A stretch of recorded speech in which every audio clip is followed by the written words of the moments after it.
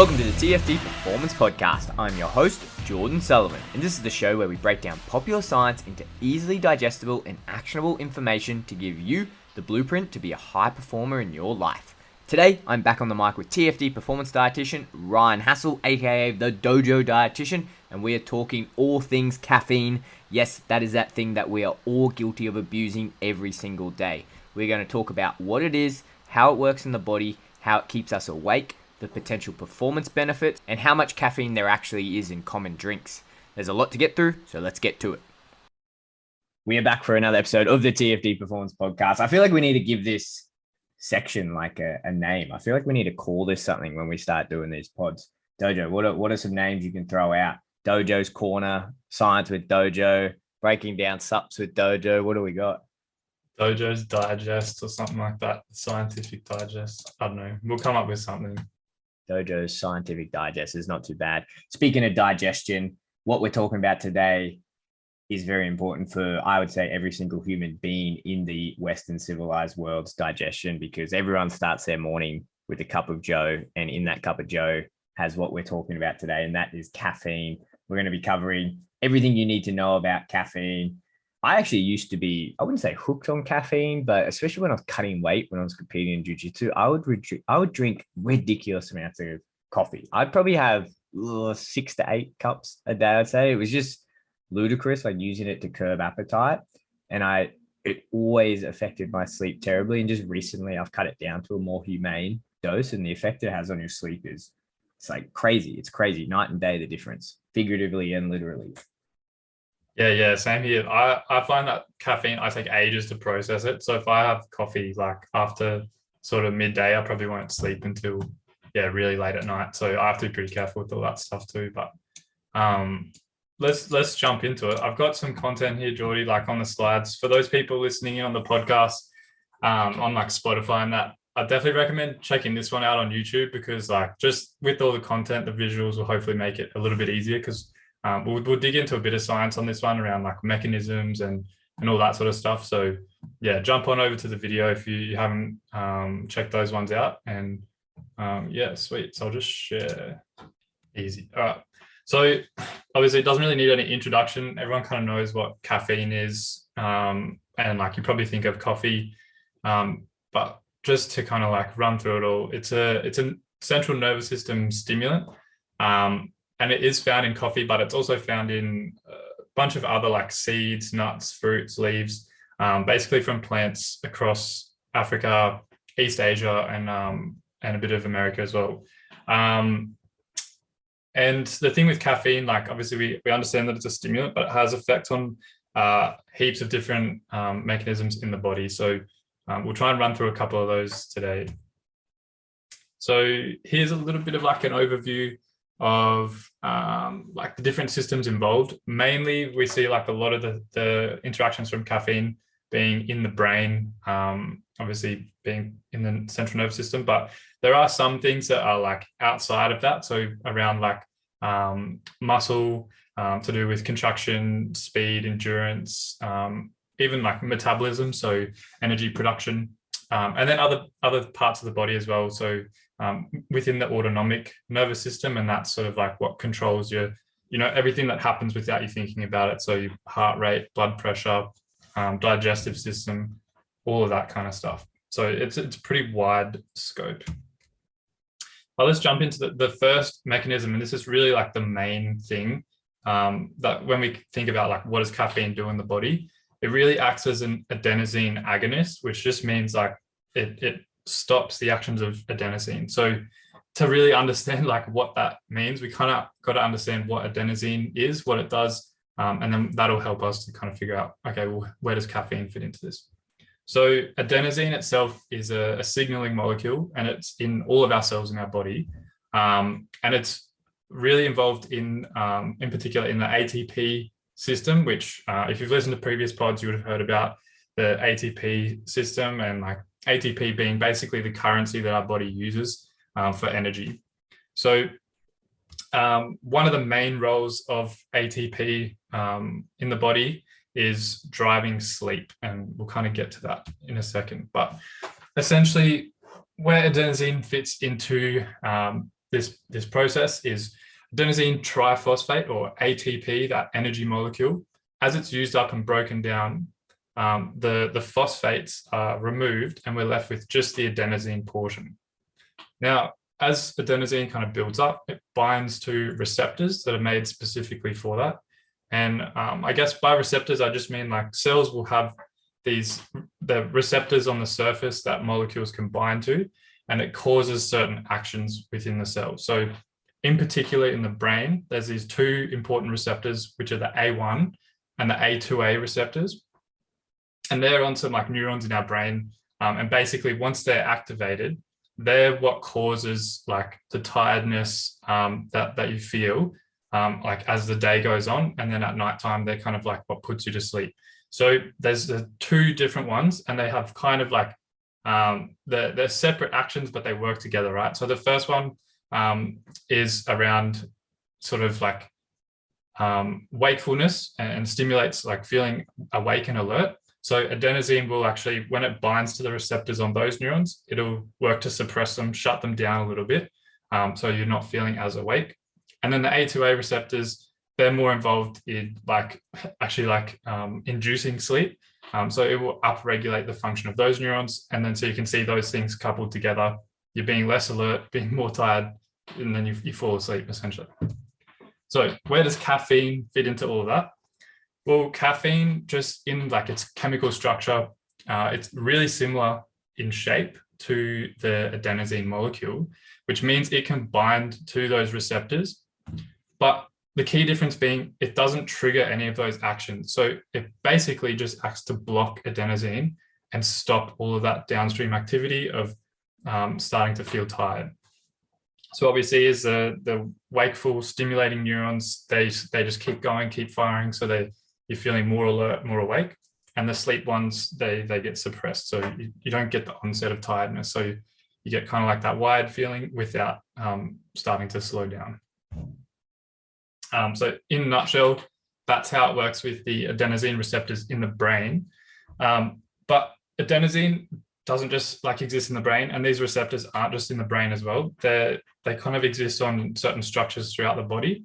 And so we'll see that this interaction kind of like is systemic as well. So in particular, some of the main systems, and you'd notice this once you have a cup of coffee or whatever, is it's involved in like the cardiovascular system. So in particular, those A1 receptors, they normally act to slow down the heart.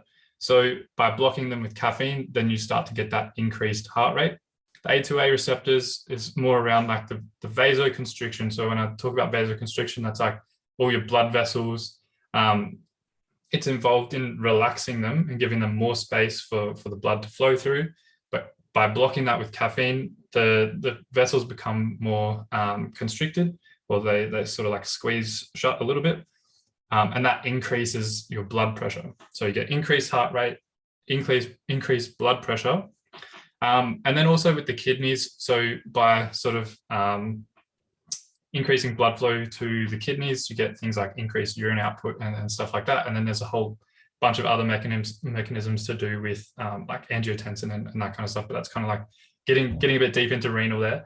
And then as well, to do with hunger and appetite. So your main hunger hormone, ghrelin, is actually modulated or sort of like controlled by adenosine as well. So if you've noticed that after you have a coffee for a couple hours, you might not actually feel hungry. And so a lot of that hunger suppression is actually coming here from the adenosine, again, the mechanism being blocked.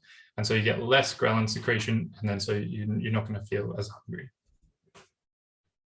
So that's basically the whole like caffeine adenosine interaction in a nutshell. So we'll jump over to something else. This is like a separate kind of thing now. So we're getting away from the nervous system and more just into like cellular processes now. So this is stuff that's just going on within your body's cells. So I mentioned like at the start around like ATP and energy production, and there's another part of that process that caffeine interacts with. And that's with these enzymes called phosphodiesterases. Some of the names here might be like a little bit red hot, but don't worry about it too much. Just kind of know like where it fits into the picture, I guess. So essentially what happens when ATP is broken down, we're left with these byproducts. So things like ADP, so adenosine diphosphate, the adenosine with 2 phosphate molecules, and also another product called cyclic AMP or CAMP, which is then broken down again by these phosphodiesterases, these enzymes, as part of that process and cycled back to AMP, and then all of that gets converted back to ATP and ready to be used again. So what happens here is caffeine actually sort of like inhibits the action of these enzymes. So that cyclic AMP never gets broken down to AMP, or like it gets broken down less, which leads to a buildup of that cyclic AMP in the cell.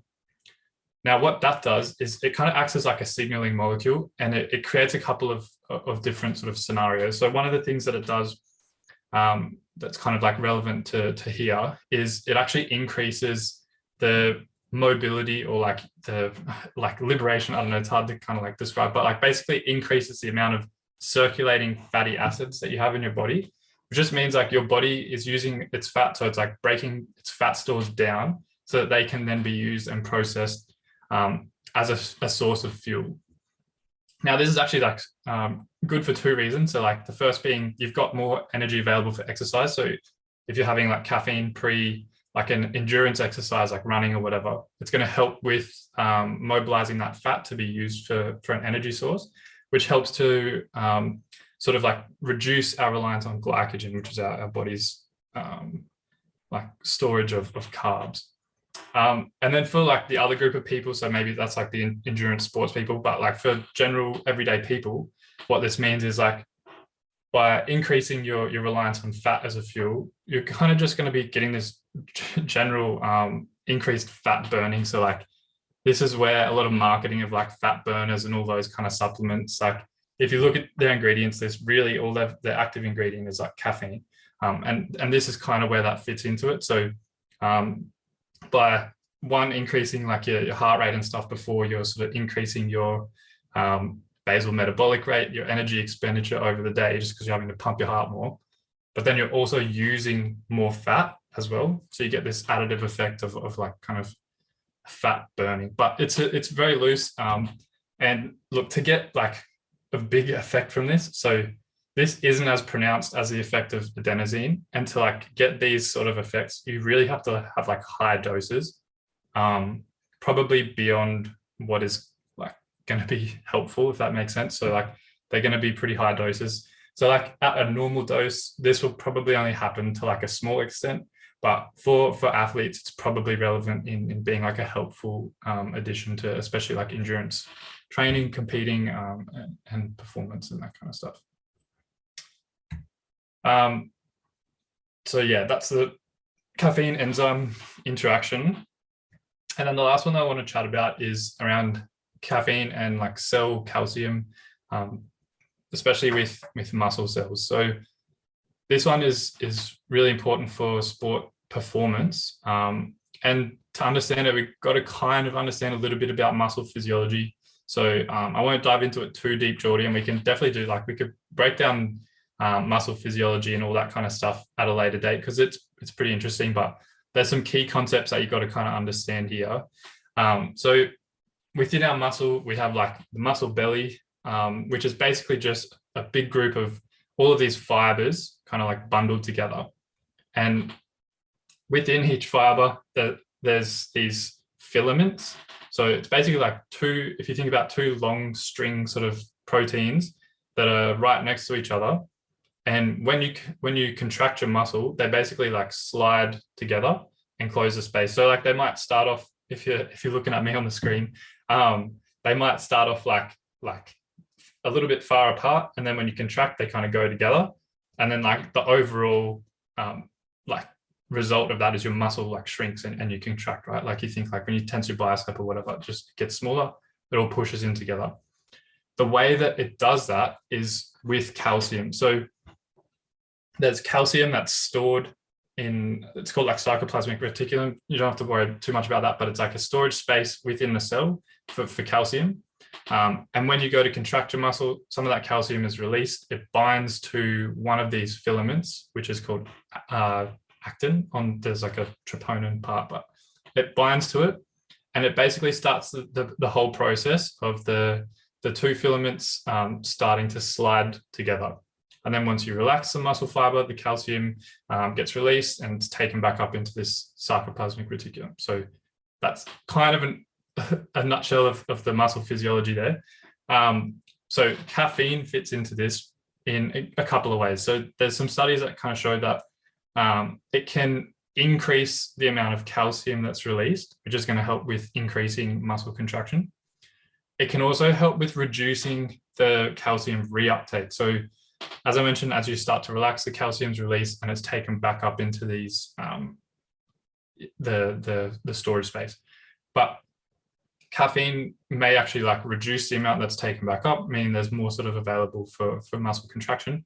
And then the last thing that it does is actually potentially increase the sensitivity of the filaments to calcium. So that just means like making the calcium more likely to actually bind onto those filaments and make them contract. So all of these things are really just making muscle contraction easier and potentially improving things like contraction force, speed, all of that sort of stuff.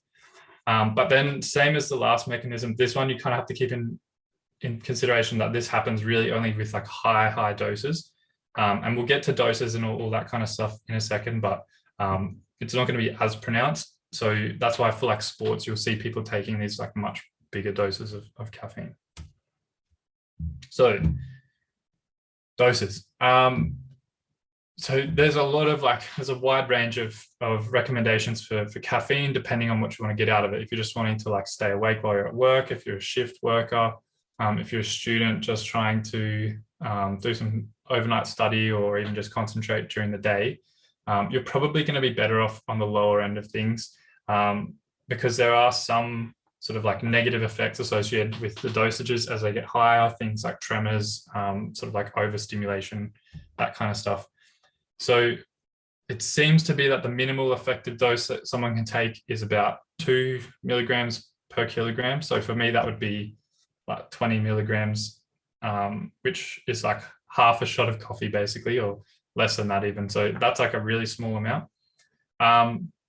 But for most athletes, the effective dose window seems to be somewhere between 3 and 6 milligrams per kilogram of body weight.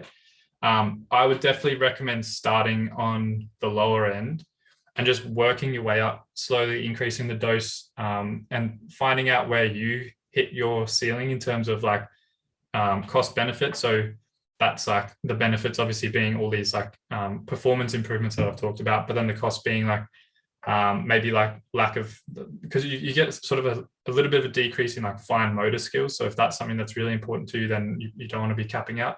Then also things like overstimulation and like you get some sort of like a tapering off. So like the benefits will stop and you'll actually might start to get decreased performance after a certain point. For basically everyone, this ceiling seems to be like around 9 milligrams per kilogram. So no one really should be taking anything more than that, because that's where you'll start to get like a lot of actually like decreases in performance. So yeah, try and stay within that 3 to 6 milligram per kilogram range, and like just kind of increase the dose slowly and figure out what works for you. So just as a general rule, there's so much variability in terms of like how much caffeine is in stuff. But for most coffees, you'll get somewhere between 75 and 150 milligrams. It's really hard to standardize this because there's so much of the process that can affect how much caffeine is actually in the coffee. So like depending on what beans they're using, where the beans came from, the roasting process, like if it's a darker roast, you're going to get less caffeine. There's a lot that can play into it. So if you are experimenting with dosages, stick to like the same source of caffeine and try and like use that to increase it slowly rather than, like switching between brands or being like, oh, I'll have one coffee from like Zarafas today and then like an extra shot at Starbucks tomorrow. And it could be like you getting like way different dosages there. Now, in terms of taking it for performance, the caffeine like peaks in your blood concentration around 1 hour after taking it. So if you're thinking about taking it for competition or before trainings and stuff, aim to take it about 1 hour before starting. But again, with like the testing for dosages and stuff, I wouldn't recommend if you're not a regular coffee drinker or if you're not used to taking like these bigger doses. Definitely don't do it for the first time before a big competition. Try it out in training first always and figure out what works for you. The half-life of coffee is generally around 4 to 6 hours, but this varies heaps. So as we were saying at the start, like for me, this is probably even longer.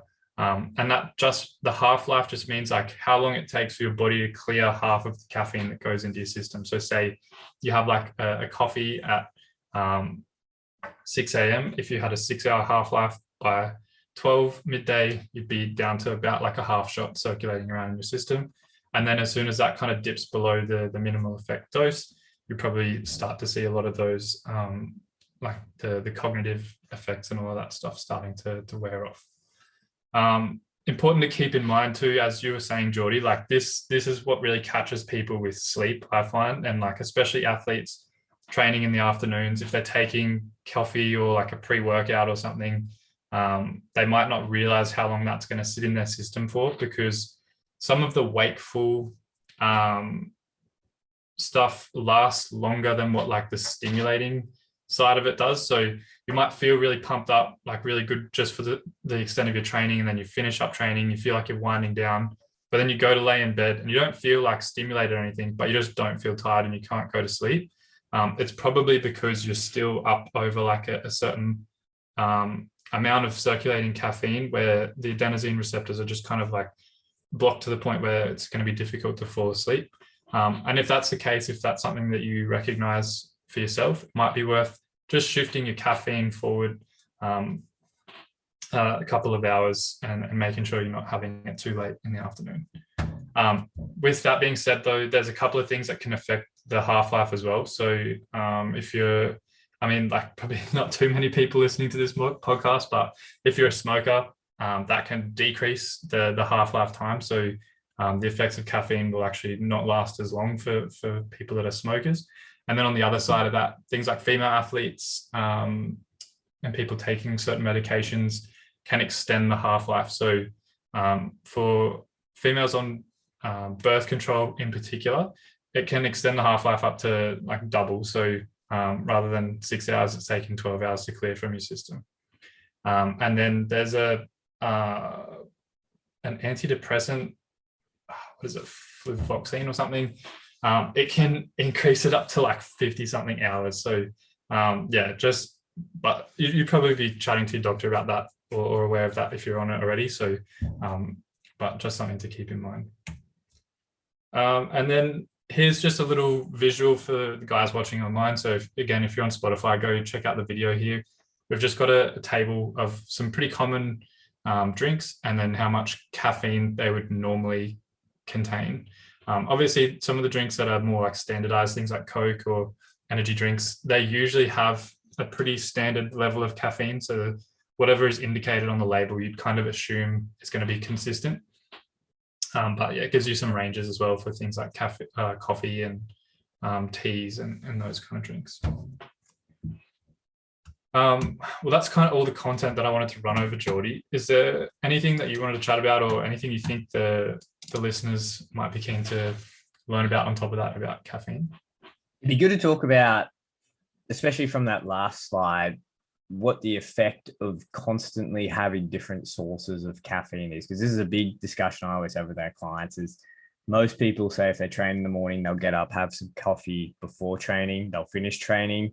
On their way home, they'll grab a coffee as they're getting ready for work or whatever. And then come smoko time, they'll grab, say, I don't know, like a Red Bull, no sugar or something like that. And then at lunchtime, they'll do the same thing. And then mid-afternoon, they'll grab a coffee as well. And then they'll be loading up on coffee before training. So I think it's kind of good to hammer that home and talk about what Dojo was going on about the central nervous system, how it's going to, it'll give you that stimulation and you will feel more awake, but more importantly, it's those adenosine receptors, and your sleep is definitely going to feel that, because if you think about it, even if you're starting this process at 6 a.m. and it's almost every 3 hours you're putting caffeine in, you're constantly tracing that dragon for that half-life for it to clear out of your system. So you'll be going to bed and you'll have a good deal of caffeine in your body. And then people stay up and they go, well, you know what? Like, I can't get to sleep. And you go, yeah, no shit. Like, you've had, close to 800 milligrams of coffee sporadically spread out through your day. So I think that's an important point to talk home. And I think if you could give any tips, Dojo, about how best to make that balance. Like, yeah, I want coffee because I want to be up and I want to feel stimulated and I enjoy it, but I don't want it to be interrupting my sleep. For me personally, like, so again, it comes down to a lot of those using the half-life to kind of gauge it. So I would basically avoid drinking any caffeine prior to like 6 hours before going to bed, just for that, because like that's what we know, at least it's going to be eliminated by like half by the time I get to bed. But yeah, if you're having like just one dose there, then you'd know it'd be going down pretty low. But if you're having like a double shot at lunchtime, then you're still basically going to be having like the equivalent of one shot at nighttime, and then that's going to still flow down. So you really have to take into consideration how long it's going to be in the system for, and that having, as you said, additive amounts is going to increase that. So if you're having like 4 coffees in the morning, by the time you hit lunchtime, you're going to be running like all day, basically. Yeah, it's important to note as well, and you touched on it, the sources that you get in, even if you are getting coffee every day. And there's that famous study that went around, they compared the caffeine content of different commercially available coffees, right? And they ranged from anywhere from, was it like 20 or 30 milligrams per cup of coffee right up until 200 milligrams. And they were all advertising as a standard cup of coffee. So it's even then when you're traveling around and, okay, I'll stop into the service station, or I'll stop at this, I don't know, Cookie Mart or whatever you're going past and grab a cup of coffee. You really don't know how much. You could be getting, a pretty mild thing and you won't feel really anything, or you could be getting an absolute caffeine bomb that's going to keep you up until 3 a.m. that morning. Yeah. And a good way to control that is like, if you, I know you're pretty into this, Jordan. I got into this recently as well, just like making your own coffees at home, because then at least you can standardize it. Like you can have a particular pod or whatever that you buy. And then you kind of know over a bit of time, like what you're putting into your body and how that's going to affect you. It's important too to have this conversation, because I think caffeine as an ergogenic aid or a sports supplement gets a lot of light, right? Like you see a lot of pre-workouts and they advertise, we've got caffeine. And, if you take 3 to 5 milligrams per kilogram, you could see strength enhancements with your caffeine, or you can see increased reaction time. I think it's important to put that in perspective and remember that your body doesn't work as a single system. Even when Dojo was describing the physiology of what goes on with caffeine, you got to remember that's a single system within a hugely complex metabolic system. So I often describe to our athletes that, you know what? Getting 3 to 5 milligrams or 9 milligrams per kilo of caffeine may have this benefit, but we'll have a lot more benefit eating a really good diet, staying hydrated, sleeping 8 hours, getting, stress management, getting natural sunlight, and training really hard and really appropriately for the training load that you have. That's going to give you way more. And I feel like people almost look for pre-workouts or things with high caffeine to shortcut that process. Like, oh, you know what? I didn't really eat too well today, or I didn't get a lot of fluid in, so I'm going to smash 2 bang energies before I go to training. I'm going to get a really good training session. And it's like, nah, like caffeine, it can be all right. And there's a little bit of potential benefit you can get from that. But just taking 2 bangs before a training session is not going to all of a sudden turn you into Superman and make you get through that session. That's not how this works. Yeah, shout out to Bang. Feel free to sponsor the podcast. But I agree. It's like, it tends to be a bit of a band-aid on like a bullet hole solution of like, rather than fix all this other stuff, it might be something that's like an easy option for people to run to. But it makes such a difference if you're using it as a supplement on top of already getting good sleep, getting good training, getting good food in, and then you're just using caffeine as like a little bit of an enhancer. The benefits are going to be way more than if you're having shit sleep, shit food, not hydrated, and then like poor training, then yeah, you'll maybe be able to like survive with caffeine, but you won't be getting the same benefits as if you had all the fundamentals.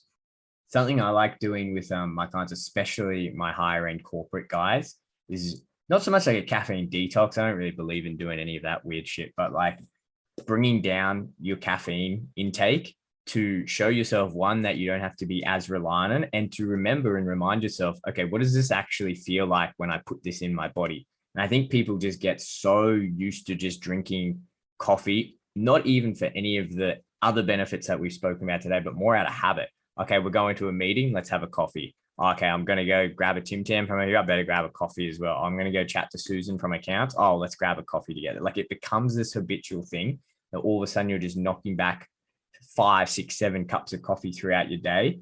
And you almost forget what that feeling is like to have it. And I tell all my corporate guys, okay, let's bring this down. Like, you have your first coffee when you wake up and you have one more in the morning, and that's it. And then you swap the fluids and you swap that and you see it. And they go through this initial withdrawal, because there is a withdrawal from caffeine. And it's so fascinating to see, okay, when they start coming back and they go, oh man, like I actually really feel this now. And I've done it myself. You do, like when you reduce your caffeine intake and then you slowly introduce, and then say you have that third cup of coffee, or you get a really strong coffee for your second or first one in the morning, it's like bang, straight in the face. And you feel it, like you feel this alertness that was never there when you were just having 20 cups of coffee talking about whatever with Susan in accounts. So it's like everything, right? If you push this to the extreme, all these benefits that we're talking about almost get fizzled away. But if it's the dose equals the poison, and if you can put your body in a position where, yeah, okay, you know what, you can be receptive and you might be able to use this before training to get whatever, strength advantage, to get an alertness advantage or whatever else, that could be great. But you're probably not going to get that if you're just slugging back 20 cups of coffee as it is. Yeah, no, totally agree. I think that pretty much covers everything I wanted to go over with this dojo. So if anyone is listening, you want to go over any of the topics, I highly, highly encourage everyone to go on the YouTube and watch that, because I really feel understanding, it makes it a lot more practical. I think when you understand what's going on in your brain, rather than just looking at a cup of coffee and viewing it as like brown water you put in your body to stay awake, understanding what it does in your body is really important. Because it's like we keep saying, if you keep smashing this too much, you're going to cut into one of the most important things for both your performance and your recovery, which is your sleep. And it's a huge problem, huge problem with athletes, where they have almost too much coffee because they're trying to curb their appetite or get through the workday back up with training. But understanding the physiology kind of makes you sit back and go, holy shit, like maybe I shouldn't be doing this as much. Maybe I do need to wean back or be selective of when I do get this coffee. So if you have any other questions about this, feel free to message us. Feel free to shoot Dojo a message if you want them to break anything down. But Dojo, anything you want to finish on? That's all from me, Geordie. Thanks so much for having me on, and look forward to the next one. And there it is, another episode of the TFD Performance Podcast. If you enjoyed this episode, then be sure to leave us a 5-star review. And if there's anything else you would like to hear us break down, please send us a message on our socials and let us know. This podcast will be available through the podcast app, iTunes, Spotify, YouTube, and if you follow along our socials at _fight dietitian, you can see all of the best bits from our podcast episodes. Thanks for listening in, and I'll see you guys for the next episode of the TFD Performance Podcast.